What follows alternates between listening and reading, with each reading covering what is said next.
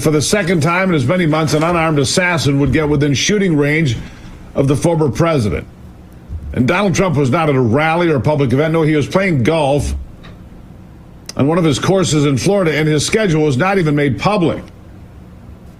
But somehow a would-be assassin, Ryan Wesley Routh, 58 years old, able to crawl into the bushes of Trump's Palm Beach golf resort and push the muzzle of his rifle through the chain-link fence while being obscured by the thick bushes. But fortunately, an alert Secret Service agent spotted the rifle and opened fire. Routh fled but was caught a short time later after an eyewitness was able to get a picture of his vehicle and its license plate. What he left behind was frightening. 2 backpacks with ballistic plates hanging on the fence, a GoPro camera, because apparently he wanted to record for posterity the killing of Donald Trump.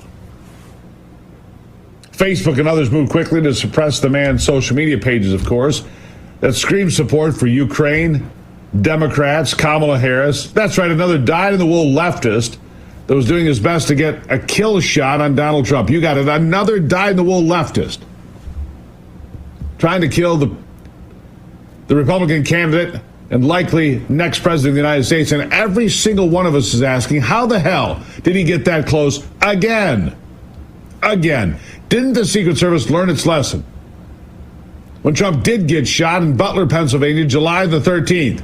You would think, but apparently not. But why not? Well, you may or may not be shocked by what the Secret Service thinks.